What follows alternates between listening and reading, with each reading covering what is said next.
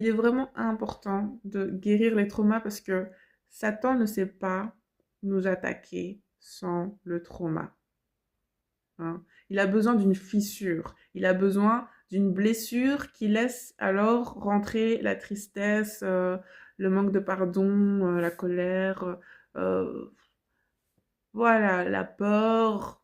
Ça lui appartient. Et une fois que par le trauma, il a pu réussir à pénétrer dans une âme avec ces choses qui lui appartient, c'est là où on tombe dans une forme de nudité spirituelle, tu vois. Dans le sens où quand tu es habillé dans l'esprit, c'est quand tu as l'armure de Éphésiens 6, qui est le casque du salut, la cuirasse de la justice, de la sainteté de Christ, l'épée de la vérité de la parole, de l'évangile, le bouclier de la foi, les chaussures du zèle de l'évangile. Et ça, c'est des choses, des prières, une prière que tu dois faire, que je devrais faire aussi même quotidiennement, qu'on doit faire quotidiennement, de je me revêtis de tout ça.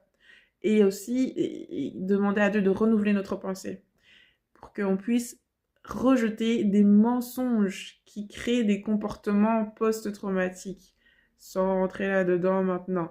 Et le truc, c'est que quand, tu vois, il y a une forme de nudité spirituelle, Satan, il va essayer de mobiliser son armée de gens qui sont dans des trucs chelous pour amener des mensonges, par exemple, et que tu peux entendre même dans l'esprit. Il y a des, enfin, moi, perso, je peux entendre parfois dans l'esprit, et il y avait des moments, par exemple, quand je louais il y a des années, je pense que maintenant ça n'arrive plus, où il essayait toujours de venir me titiller avec la blessure de rejet quand je louais Dieu en disant étranger, étranger. Et c'est dans le sens où c'est comme si c'était pensé en fait.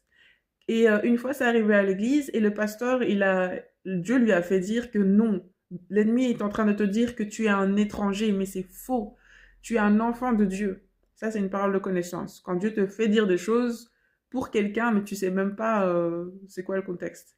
Et donc, ça fait que voilà, je savais que ça vient de l'ennemi. Ou parfois, alors, l'ennemi, il venait avec, je l'entendais dire triste, triste, triste. Pendant des moments où j'étais vraiment dans des phases de dépression profonde. Et le truc, c'est que parfois, on peut ne pas entendre clairement l'ennemi planifier son petit truc, mais on peut juste ressentir des lourdeurs,